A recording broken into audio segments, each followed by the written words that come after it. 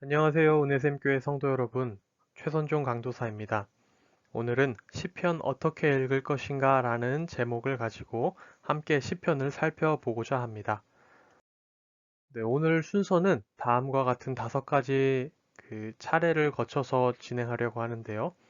먼저는 시로서의 시편을 함께 살펴보려고 합니다. 다음으로는 시편이 가지고 있는 특징들에 대해서 살피고, 세 번째로는 시편의 장르에 대해서 함께 얘기를 나누려고 합니다. 네 번째로는 시편의 구조에 대해서 얘기를 나누고요. 마지막 5번째에서 시편의 신학을 얘기하겠습니다. 네, 먼저 시로서의 시편입니다. 네, 이거는 우리가 잘 알고 있는 윤동주의 별 해는 밤이라는 시의 일부입니다. 그리고 또 이 부분은 소설가 박경리의 토지라는 소설 중의 일부분입니다. 여기서 볼 수 있듯이 시와 이러한 내러티브, 이야기는 다른 점들이 있습니다. 왼쪽에 보이는 윤동주의 시처럼 시는 압축성을 가지고 있습니다. 그리고 평행법이라든지 이런 여러 가지 시적인 기법들이 사용되고요. 또 이미지를 사용합니다. 압축된 이미지와 주제들의 모음이라고 할 수 있고요. 이러한 압축들의 발전에서 그 전달하고자 하는 메시지가 발견되는 거죠. 반면에 오른쪽 이야기는 그 이야기가 진행되는 플롯이 있고요. 등장인물이 있습니다. 배경이 있고 관점이 있습니다. 이러한 플롯이 발전해 나감에 따라 그 발전 과정에서 메시지가 나오게 됩니다. 그렇기 때문에 이야기는 플롯이 풀어져 나가면서 전달이 되게 되죠. 이처럼 운문과 산문은 분명한 차이가 있습니다. 그렇기 때문에 우리가 시로서의 시편을 다가갈 때는 이러한 시가 가지는 특성들을 고려할 필요가 있습니다. 다음으로는 히브리 시의 특징에 대해서 살펴보려고 하는데요. 우리가 읽는 성경 시편은 원래 히브리어로 쓰였습니다. 그 언어로 쓰인 시의 특징을 살펴볼 필요가 있습니다. 먼저 히브리 시의 특징 중에 하나로 평행법을 얘기할 수 있는데요. 가장 중요한 특징 중에 하나라고 할 수 있습니다. 우리가 히브리 시를 살펴볼 때 가장 중요한 특징 중에 하나인데요. 먼저는 유사 평행법이라는 게 있습니다. 첫 진술과 두 번째 진술이 비슷한, 유사한 개념을 전달합니다. 때로는 두 번째 진술에서 점층적으로 확대되기도 하는데요. 예를 들자면 이런 겁니다. 시편 15편 1절을 보면 주의 장막에 머무를 자 누구 오며 주의 성산에 사는 자 누구 오리이까 이런 말이 나오는데요. 주의 장막에 머무른다, 주의 성산에 사는 자 이런 비슷한 개념들이 나오죠. 또 시편 34편 13절을 보면 내 혀를 악에서 금하며 내 입술을 거짓말에서 금할지어다 라고 얘기를 나오면서 첫 번째 진술과 두 번째 진술이 유사한 개념을 전달하는 걸 볼 수 있습니다. 이런 걸 유사평행법이라고 할 수 있고요. 반의평행법도 있습니다. 이것은 첫 진술과 다음 진술이 서로 반대되는 경우인데요. 시편 18편 26절을 보면 깨끗한 자에게는 주의 깨끗하심을 보이시며 사악한 자에게는 주의 거스르심을 보이시나니 라고 나오는 것처럼 서로 반대되는 내용이 나오죠. 시편 32편 10절에도 보면 악인에게는 많은 슬픔이 있으나 여호와를 신뢰하는 자에게는 인자하심이 두루리로다 라고 나옵니다. 서로 반대되는 내용이 나옵니다. 종합 평행법도 있습니다. 두 번째 진술이 첫 번째 진술을 완성하거나 추가하거나 혹은 보강하는 경우인데요. 시편 21편 7절을 보면 왕이 여호와를 의지하오니 지존하신 이의 인자함으로 흔들리지 아니하리라 라는 말씀이 있고 또 시편 40편 1절을 보면 내가 여호와를 기다리고 기다렸더니 귀를 기울이사 나의 부르짖음을 들으셨도다 라고 나옵니다. 의지했더니 하나님의 인자하심으로 흔들리지 아니할 거다. 내가 여호와를 기다렸더니 나의 부르짖음을 들으셨도다. 이런 식으로 나온다는 거죠. 이렇게 얘기를 하면 사실 좀, 이런 걸 내가 시를 볼 때마다 이런 걸 다 따져야 되나? 유사인지 반인지 종합인지 이런 걸 따져야 되나? 이런 생각이 드실 수도 있는데, 사실 이제 설명할 때는 이렇게 설명을 한 거고요. 우리가 시를 볼 때는 세부적으로 무슨 법 따져가면서 나눌 필요가 없습니다. 우리가 주목해야 될 건 뭐냐면 이렇게 어떤 두 단위가 하나의 짝을 이루면서 결국 표현하고자 하는 바가 무엇인지, 이 두 개가 짝을 이루면서 그 함축하고 있는 심상이 무엇인지 그것만 살피면 됩니다. 저는 지금 한 절 안에서 나타나는 것들을 예로 들었는데요. 때로는 여러 절, 그러니까 한 문단에 걸쳐서 이런 그 평행법들이 나타나기도 하고요. 시 전체에서 이러한 평행법이 나타나는 경우도 있습니다. 그러니까 우리가 시를 읽을 때 그냥 읽지 말고 혹시 평행법인가? 혹시 이 두 개가 짝을 이루면서 무언가 표현하고자 하는 게 있는가? 함축하고 있는 심상이 있는가? 이런 것들을 살핀다면 그 시를 이해하는 데 큰 도움이 될 거라고 생각합니다. 다음으로는 알파벳 C인데요. 시편 9편과 시편은 원래 하나의 시였는데요. 이런 거라든지 시편 25편, 34편, 37편, 111편, 112편, 119편, 145편 이런 것들은 알파벳을 이용해서 쓰인 시입니다. 지금 우리가 시편을 하고 있기 때문에 이제 애가는 다루지 않는데요. 예레미야 애가도 이런 알파벳 시 중에 하나라고 할 수 있습니다. 1장부터 4장까지는 알파벳 순서로 가게 되거든요.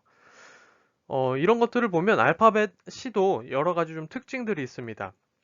모음이 반복되는 경우들이 있고요. 그리고 자음이 반복되는 경우들이 있습니다. 지금 제가 말씀드리는 것은 히브리어 원문상의 기법입니다. 한글로 번역되었기 때문에 이런 것들은 우리가 보는 성경에는 나타나지가 않습니다. 그렇기 때문에 이제 중요한 것은 아닌데요. 우리가 그 한글로 시편을 볼 때 크게 중요한 것은 아닌데 원래 이게 시기 때문에 이러한 것도 쓰였다라는 걸 이거는 알파벳 C에 대한 거는 참고사항으로 들어주시면 되겠습니다. 그리고 단어의 첫머리에 동일 자음이 반복되는 경우도 있고요.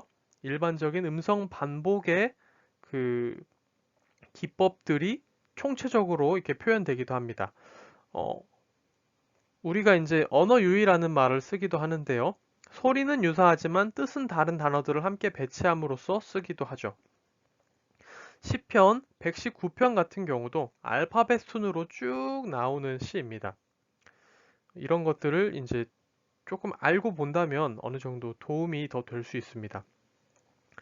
세 번째로는 수미상관입니다. 인클루지오라고도 하는데요. 유사한 표현으로 서두와 마무리를 장식하거나 혹은 똑같은 표현으로 서두와 마무리를 장식하는 걸 말합니다. 시편 8편, 그리고 시편 9편, 시편 103편 이런 것들이 예시가 될 수도 있고요. 다음으로는 생략법인데요. 첫 소절에 나온 부분을 그 다음 소절에서 생략하는 기법입니다. 교차대구법이라고 하는데요. 이거는 쉽게 말하자면 이제 순서를 조금 바꾸어서 하는 겁니다. A, B, 그 다음에는 B', A' 이런 식으로 나오는 거죠. 혹은 A, B, C가 나오고 그 다음에 C', B', A' 이런 식으로 나오는 것을 키아즘, 교차대구법 이런 식으로 얘기를 합니다. 다음으로는 합성어인데요. 두 가지 단어를 합쳐서 전체성을 표현하기도 합니다. 예를 들자면 이런 거죠. 창세기 1장 1절에 하늘과 땅이라는 것을 묶어서 모든 만물을 다 가리키는 겁니다. 이렇게 합성어적 표현이 나타나기도 하고요. 반복법이라는 건데요. 말 그대로 같은 문구가 그대로 반복되는 내용을 얘기합니다. 이거는 그러니까 수미상관하고 조금 다르죠. 똑같은 내용이 또 반복되어서 강조하는 그런 것들을 얘기하고요. 반복법이랑 조금은 비슷하게 느껴질 수도 있는데 후렴구가 있습니다.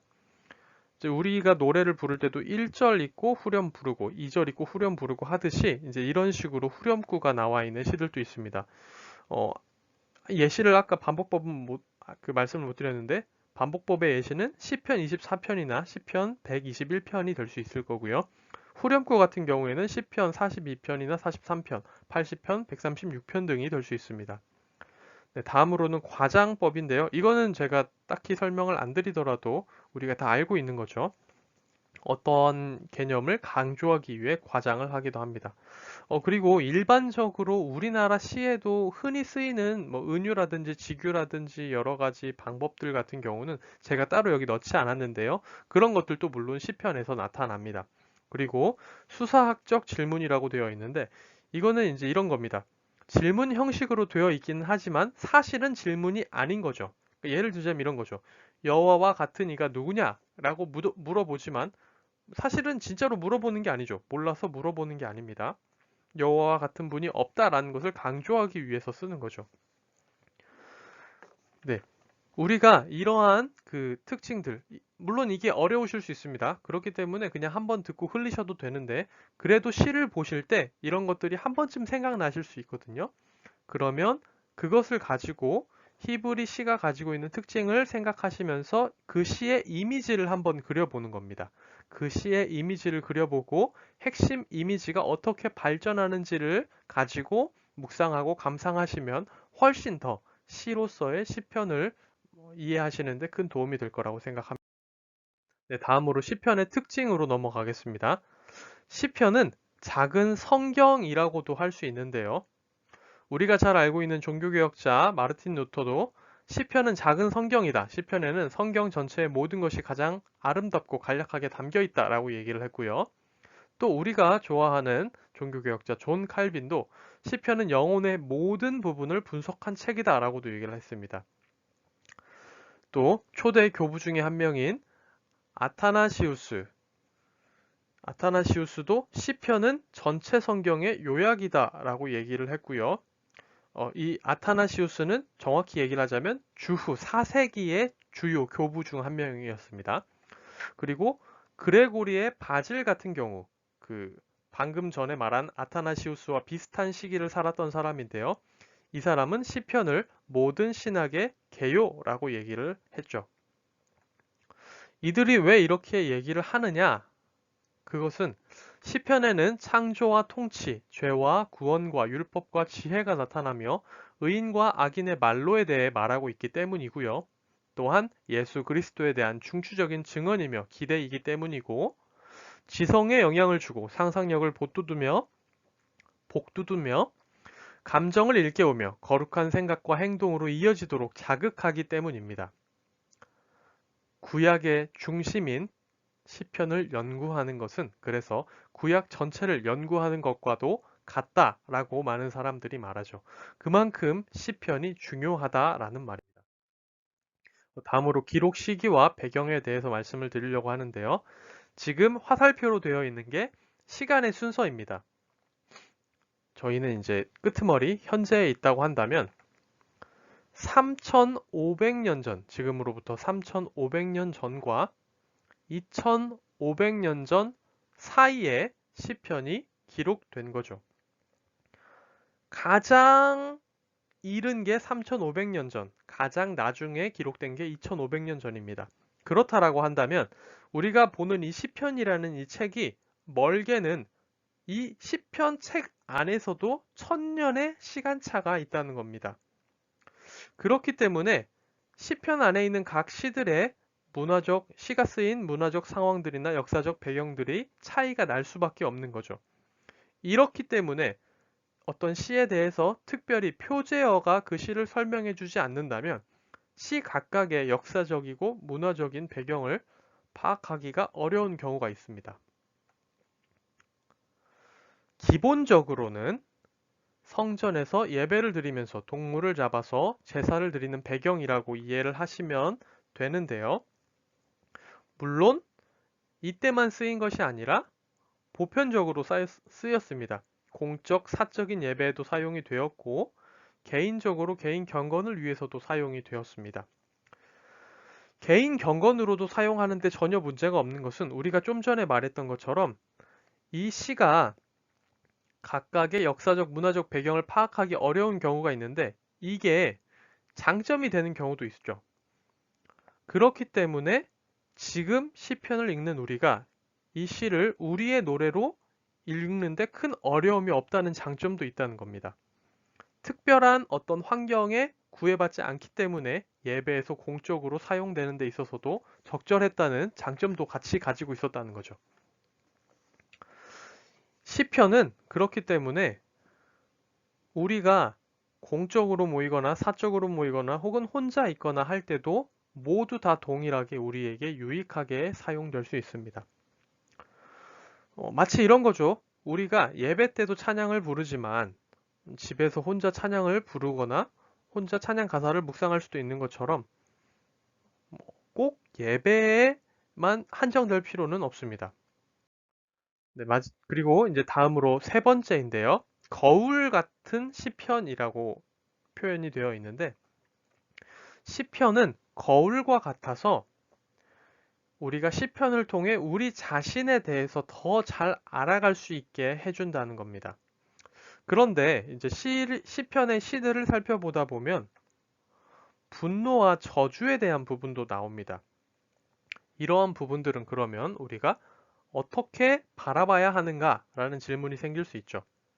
이게 거울과 같은 시편이라고 했는데 그러면 우리도 시편 속 시인들처럼 남들에게 분노하면서 남을 저주해도 된다는 말인가? 이런 것들을 가르치는 것인가? 이런 생각이 들 수도 있습니다. 그런데 시편에 분노와 저주가 나온다고 해서 그것을 우리가 해도 된다라는 것을 가리키기 위해서 그 시편에 있는 게 아니죠. 분노와 저주가 시편 안에 나와 있는 것은 그만큼 시인들이 그리고 우리들이 하나님 앞에서 감정을 솔직히 표현할 수 있다는 것을 얘기를 하고요.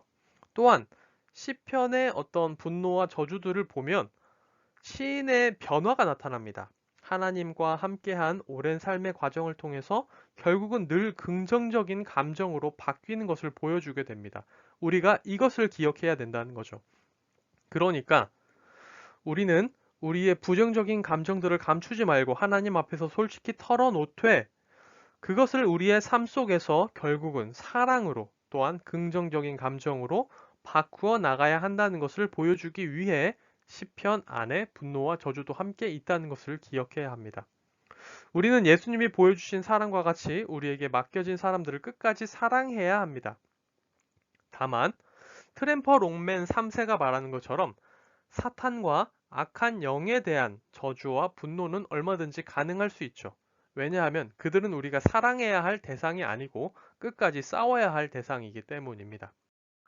네 번째로 신약에서 가장 많이 인용된 구약의 책이 바로 시편입니다. 시편에 나를 가리켜 기록된 모든 것이라고 되어 있는 이 부분 있죠. 누가복음 24장 44절. 이 부분을 제가 완전히 온전한 절로 읽어드리자면 이렇게 되어 있습니다. 또 이르시되 내가 너희와 함께 있을 때에 너희에게 말한 바 곧 모세의 율법과 선지자의 글과 시편에 나를 가리켜 기록된 모든 것이 이루어져야 하리라 한 말이 이것이라 하시고 라고 되어 있죠. 예수님은 분명히 시편을 꼭 집어서 말씀하셨습니다. 시편은 나를 가리켜 기록된 것이다 라고 얘기를 하셨고요. 또 그렇게 시편을 생각하고 묵상하셨던 예수님은 시편을 참 많이 인용해서 말씀하셨습니다.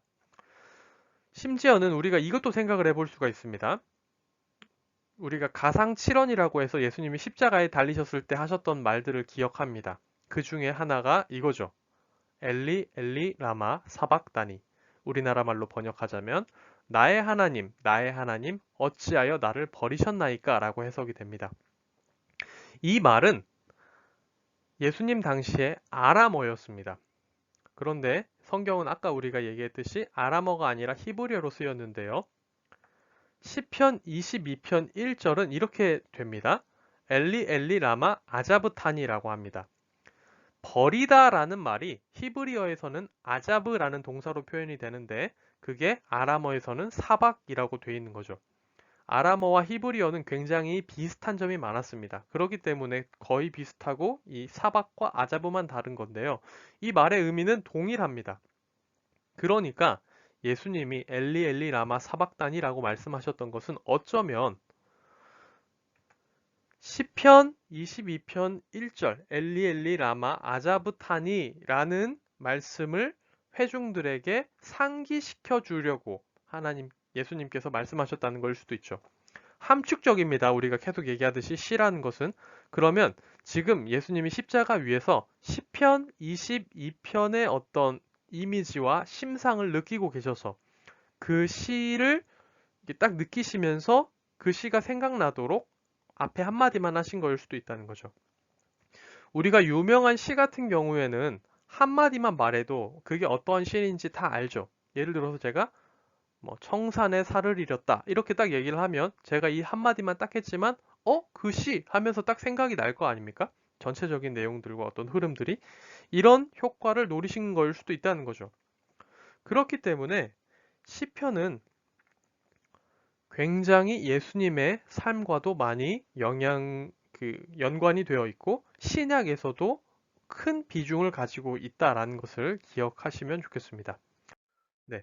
다섯 번째로 다른 구약과의 관계에 대해서 얘기를 하려고 하는데요. 구약 성경을 나누자면 이렇게 나눌 수 있겠죠. 오경, 역사서, 시가서, 대선지서, 소선지서 이렇게 나눌 수 있을 겁니다.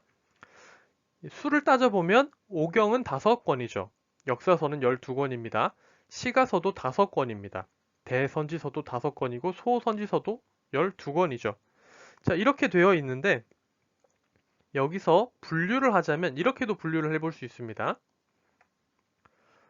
오경과 역사서는 하나님의 행동에 대한 겁니다. 그러니까 위에서 아래로 내려오는 거죠. 대선지서와 소선지서도 하나님의 말씀이라고 생각해 볼 수 있습니다. 그렇다라고 한다면 이것도 위에서 아래로 내려오는 구조입니다. 반면에 시가서, 시편이 포함되어 있는 시가서는 이스라엘의 응답입니다. 아래에서 위로 올라가는 구조라는 거죠. 또한 역사서, 오경과 역사서가 과거에 하나님이 우리에게 하신 일에 대한 기록이라고 한다면, 그리고 선지서가 앞으로 하나님이 우리에게 하실 일에 대한 예언이라고 한다면, 시가서는 현재를 살아가는 사람들이 율법과 약속을 현재에 적용하며 하나님께 부르는 노래라는 겁니다. 그렇기 때문에 시편은 또 기도이자 찬양이자 묵상들이 모여있는 모음집으로서 현재 우리가 하나님 앞에 응답할 수 있는 수단이라는 거죠. 시편의 특징 마지막으로 시편의 중심 단어를 한번 짚고 넘어가려고 하는데요. 히브리어로 헤세드라고 하는 단어입니다. 네, 이 단어는 우리나라 말 성경으로 번역이 될 때 참 여러 가지 단어로 번역이 되는데요. 인자, 인애, 은혜, 긍휼, 자비, 사랑 등등 여러 가지 해석이 됩니다. 그럼 이제 궁금할 만하죠. 아니 도대체 이 헤세드라는 말은 무슨 의미를 갖고 있길래 이렇게 다양한 말로 번역이 되지? 라고 궁금해 하실 수 있습니다.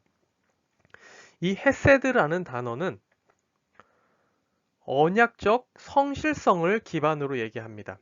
그러니까 이걸 말을 좀 더 풀어서 얘기를 하자면 약속을 반드시 지키는 것을 의미합니다. 이 용어는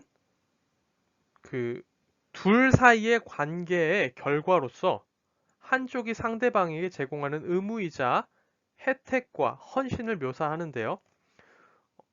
좀 더 이제 쉽게 얘기를 하자면 하나님이 우리의 아버지가 되셨다라는 그런 관계의 결과로서 하나님이 우리 자녀된 우리에게 하나님이 의무를 제공하고 또 혜택을 제공하고 헌신을 제공한다는 겁니다.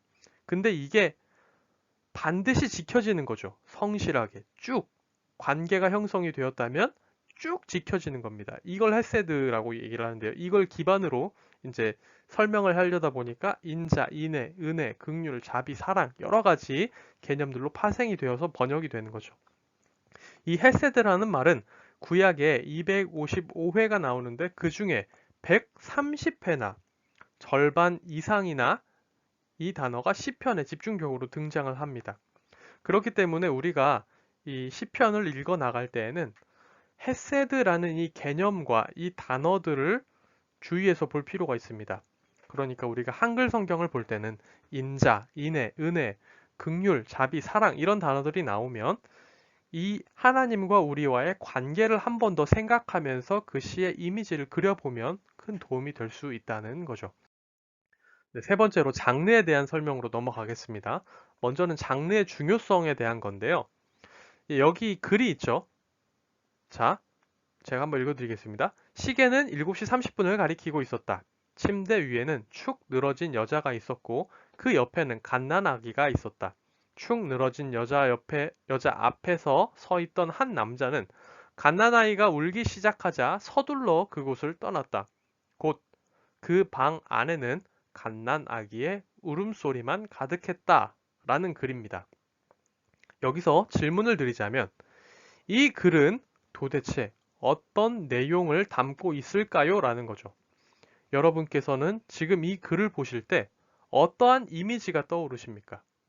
이 글이 여러분에게는 어떠한 의미로 받아들여지십니까? 이게 만약에 우리가 이 글을 엘리자베스 살인 사건이라는 제목의 추리소설이라는 장르로 바라본다고 한다면 축 늘어진 여자는 죽은 엘리자베스로 이해가 되겠죠. 그리고 서둘러 떠난 남자는 살인마로 이해가 될 겁니다. 갓난 아기의 울음은 엄마를 잃어버린 그 아이의 안타까운 울음소리가 되겠죠. 그런데요, 이 글을 존과 제인의 신혼일기라는 제목의 육아소설이라는 장르로 바라본다면 이전과는 내용이 확 달라집니다. 축 늘어진 여자는 밤새 육아에 지쳐서 기절하듯 쓰러진 엄마 제인이 되고요. 서둘러 그곳을 떠난 남자는 아침 일찍 서둘러 출근하고 있는 가장 존이 됩니다. 우는 아이는 자다가 깨서 엄마를 찾는 그런 평범한 아이가 되는 거죠. 또 다르게 한번 또 살펴볼까요? 만약 이 글을 베토벤의 일생이라는 제목의 위인전이라는 장르로 바라본다고 한다면 베토벤이 이 땅에 태어났던 순간을 묘사하는 내용으로도 해석해 볼 수 있죠. 베토벤의 어머니가 베토벤을 무사히 출산한 후에 기진맥진해서 축 늘어져 있고 방 밖에서 아이의 탄생을 기다리고 있던 다른 사람들에게 이 기쁜 소식을 전하러 나간 아빠일 수도 있습니다. 저 남자는. 이처럼 같은 내용의 글이라 할지라도 그 장르에 따라서 그리고 그 글의 제목에 따라서 얼마든지 다르게 이해가 될 수가 있습니다. 그렇기 때문에 우리가 각 시를 읽을 때는 그 각 시가 어떠한 장르인지 한번 생각을 해보고 그 장르에 따라서 묵상을 해보는 것이 중요합니다. 만일 그 시에 표제어가 붙어 있다면 그 표제어를 염두에 두면서 각각의 시를 보는 것이 중요하다는 얘기죠. 네, 시편 안에 있는 시들을 빈도순으로 정리를 했을 때 가장 많은 게 찬양시고 그 다음이 탄원시고 그 다음이 회상시고 그 다음이 신뢰시라고 할 수 있습니다. 찬양시는 말 그대로 하나님을 찬양하는 거고요. 탄원시는 탄식하면서 슬픔 가운데 하나님께 이렇게 해주세요 요청하는 겁니다. 회상시는 말 그대로 과거에 있었던 일을 생각하면서 이제 부르는 시고요. 신뢰시는 하나님을 믿습니다. 하나님을 신뢰합니다. 하나님을 의지합니다. 이런 내용들이 나오는 겁니다. 이외에 기타 시들도 있습니다. 지혜에 대해서 말하는 지혜시, 하나님이 세우신 왕권에 대해서 말하는 제왕시, 알파벳시, 혹은 율법에 대해서 말하는 토라시, 여러 가지로 나눌 수 있습니다. 많이 분류를 하면 12가지, 15가지 이렇게도 분류를 할 수 있는데요. 세부적으로 분류한다면. 그런데 이렇게 15가지를 그럼 내가 장르를 다 외우고 있어야 되나? 장르가 중요하다 그랬는데 그럼 이걸 내가 언제 다 외우고 있지? 이렇게 부담으로 느끼실 수도 있습니다. 그러면 오히려 장르에 대해서 마음이 더 멀어지실 수도 있는데요.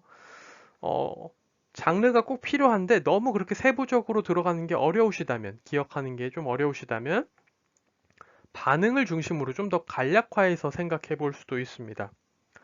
하나님이 행동하신 것과 말씀하신 것에 대한 반응으로 찬양시가 나타나고요. 하나님의 침묵과 하나님의 응답에 대한 지연에 대한 반응으로 탄원이 나타날 수 있다는 거죠. 빈도순으로 봤을 때 찬양시와 탄원시가 가장 많기 때문에 이 반응을 중심으로 간략화한 것이라도 장르를 기억하고 계신다면 이게 찬양시인가? 이게 탄원시인가? 이런 생각이라도 이제 마음에 염두에 두고 시를 보실 수 있다면 더 큰 도움이 될 수 있을 거라 생각하고요. 그리고 메시아 시편이라고 불리는 시도 있었습니다. 그런데 사실 예수님의 어떤 오실 것에 대해서 정말 두드러지게 말하는 부분들을 메시아 시편이라고 불렀었어요. 그런데 사실 모든 시편은 전부 다 메시아적 시편으로 읽힐 수 있습니다. 모든 시편은 다 예수님 중심적으로 읽힐 수 있습니다. 그렇기 때문에 좁은 의미에서의 메시아적 시편이라는 것은 존재하지 않는다고도 할 수 있죠. 그래서 굳이 저는 메시아적 시편이라는 시는 따로 장르로 치지 않도록 하겠습니다. 네, 다음 시편의 구조인데요. 시편은 모세 오경처럼 총 5권으로 나눠져 있습니다. 우리가 보는 성경에서는 1권이 1편부터 시작해서 41편까지로 되어 있는데 엄밀히 따지자면 시편 1편과 2편은 시편 전체의 서론이자 해석의 렌즈라고 할 수 있습니다. 그래서 엄밀히 따지면 1, 2편은 서론으로 분리하는 게 맞고요. 또 마지막 5권의 같은 경우도 우리가 보는 성경에는 송영이라고 제가 따로 지금 146편부터 150편까지 떼놓은 부분도 5권 안에 포함되어 있는데 이 부분도 엄밀히 따지자면 송영으로 빼는 게 맞습니다. 그래서 3편부터 41편까지를 1권으로 보고요. 42편부터 72편까지를 2권으로 보고 73편부터 89편까지를 3권으로 보고 90편부터 106편까지를 4권으로 보고 107편부터 145편까지를 5권으로 보는 게 좀 더 합당하다고 할 수 있습니다. 네, 각 권에 대한 자세한 설명을 드리기 전에 일단 좀 개략적으로 설명을 드리자면 1권부터 3권까지는 역사적 해석이라고 할 수 있습니다. 다윗 왕조 중심의 역사라고 할 수 있는데요. 인류의 대표로서의 다윗과 다윗 왕조를 생각해 볼 수 있습니다. 하나님이 다윗과 맺으신 다윗 언약이 나타나고요. 그런데 이 다윗 언약이 실패합니다. 다윗 언약이 실패하게 되는데 왜 실패하게 되었고 실패한 이후에 어떻게 되는가에 대한 건데요. 다윗 언약이 실패했지만 나중에 성취될 것과 발전하는 것들이 나타나게 됩니다. 그리고 4권과 5권에서는 초역사적인 해석이라고 할 수 있는데요. 이것은 여호와 역사 중심이라고 볼 수 있습니다. 그 여호와께서 하신 것들, 그것들이 이제 중심이 되어서 나오는 것들이죠. 주제도 그렇습니다. 간단하게 정말 간략하게 얘기를 하자면 1권 같은 경우는 다윗과 사울의 갈등이라고 할 수 있습니다.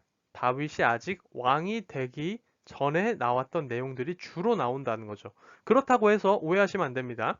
다윗이 왕이 된 후에 시가 1권에 없는 것은 아닙니다. 주로 두드러지는 부분이 그러하다는 거죠. 그리고 2권 같은 경우에는 다윗이 왕이 되어서 통치한 것, 그리고 다윗 이후에 다윗 왕조가 이스라엘을 다스리는 것이 중심이라고 할 수 있고요. 3권 같은 경우에는 아수르와 바벨론이 이스라엘을 침입해 와서 다윗 왕조가 멸망하고 이스라엘 사람들이 포로기를 겪으면서 나오는 그런 이야기들을 생각을 해볼 수가 있습니다. 4권은 여호와께서 우리를 기억하시고 다스리시는 것, 유지하시는 것 이런 것들을 생각을 해볼 수가 있고요. 5권, 107편부터 145편은 하나님이 우리를 회복시키시고 우리를 돌보시는 것, 우리를 지키시는 것 이런 것들을 중심적으로 생각을 해볼 수가 있습니다. 각 권별로 이제 좀 설명을 드리려고 하는데요. 1권, 그러니까 3부터 41편까지는 다윗 개인 신앙의 시들이 많습니다. 한 사람, 다윗 한 사람에게 초점이 맞춰져 있는 경우가 많다는 거죠.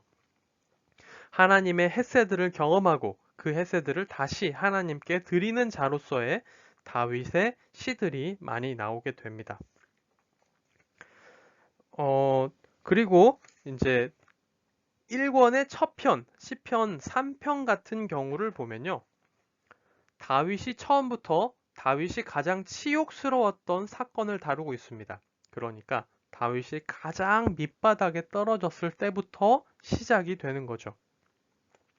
이 시는 다윗과 같이 인생의 바닥에 있는 처지에 있는 사람들 모두를 위한 시이자 아직 일어나지 않은 구원에 대한 희망을 말한 것이기 때문에 뒷부분이 조금 다르더라도 큰 문제는 되지 않습니다. 또 그리고 아까 말씀드렸듯이 시편 1편과 2편은 서론인데요. 뭐 굳이 좀 엄밀히 따지자고 한다면 시편 1편은 지혜시이고 시편 2편은 제왕시라고 할 수 있습니다. 그 각 권이 끝나고 시작할 때 보통 제왕시나 지혜시들이 껴있거나 겹쳐서 나오는 경우들이 있는데요. 읽으시다가 어느새 권이 끝날 때가 됐다라고 한다면 또 이런 것들을 기억해 보시고 어떤 큰 틀로 이게 주제가 변해가는가를 생각해 보시면서 읽는 것도 도움이 될 거라고 생각합니다. 또한 41편을 보면 1, 2편하고 되게 비슷한 점들이 많이 나오거든요. 그러면서 여기서도 수미상관이 나타납니다. 두미일치라고도 할 수 있겠죠? 네. 그리고 제 2권에 대한 내용을 하자면 이제는 다윗 개인 말고 다른 인물들이 나온다는 것을 가지고 이게 공동체 시라는 것을 알 수도 있습니다. 그 한 가지만 더 말씀드릴게요. 1권의 신학적인 어떤 사상에 대해서 조금 더 얘기를 해드리면 1권에는 성전과 언약이 나오고요. 지혜와 언약과의 상관관계가 드러나고 또 다윗은 애가의 시인으로부터 왕권, 언약의 시인으로 변모했다가 지혜자의 시인으로 변모하고 마지막에는 겸손한 인생의 시인으로 바뀌어 나갑니다. 한 사람이 어떻게 주님을 만나 변해가는지 이런 관점으로도 볼 수 있다는 거죠. 네, 다시 2권의 특징으로 오자면 2권은 공동체 시라는 의미인데요. 구조를 보면 42편부터 49편까지 고라 자손의 시편이라고 나옵니다. 3권 후반부에도 두 번째 고라 시편이 나오긴 하는데 고라 자손들의 시편은 시온에 집중하는 모습을 볼 수 있습니다. 다윗 언약과 시온에 집중을 하고요. 아삽의 시라고 나오는데 이것은 성전 자체보다 이스라엘의 역사 속에서 일하신 하나님을 바라봅니다. 또 후반부의 다윗 시편은 점차 다윗의 후손들에게 관심이 옮겨가고요. 3권 같은 경우에는 다윗 언약의 실패를 그리고 있습니다. 89편 같은 경우도 보면 다윗 언약의 실패가 중점적으로 묘사가 되고 여러 편의 공동체 애가가 등장하게 됩니다. 4권 같은 경우는 표제를 표시해 놓은 시가 별로 없습니다. 포로기적인 상황을 느끼고 나타내고 있다고 느끼게 하는 그런 시들이 많고요. 처음으로 돌아가서 다시 살펴보려는 그런 마음도 있는 거죠. 그러면서 여호와께서 우리를 다스리시고 여호와께서 통치하신다는 것을 기억하려고 합니다. 하나님의 통치에 그 초점을 확 맞추고 있다는 거죠. 5권 같은 경우도 다윗의 시편이 다시 등장하면서 새로운 의미의 다윗 왕권에 대해서 강조합니다. 이스라엘과 시온의 주제가 다시 등장을 하는데요. 이 모든 것은 인간 대표로서의 다윗의 초점이 있는 것이 아니라 하나님의 통치와 회복, 그리고 다시 이제 오시게 될 메시아 예수 그리스도에 대한 초점으로 새롭게 전개된 것이라고 할 수 있습니다.